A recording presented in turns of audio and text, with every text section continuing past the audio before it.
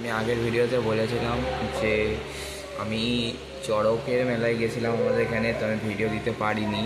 তাই বলেছিলাম, তো আমার একটা বান্ধবী আমাকে একটা ভিডিও পাঠিয়েছে চড়ক রাজ ঘোরার সময়, তো আমি ভিডিওটা দিচ্ছি গাইস, তোমরা দেখো।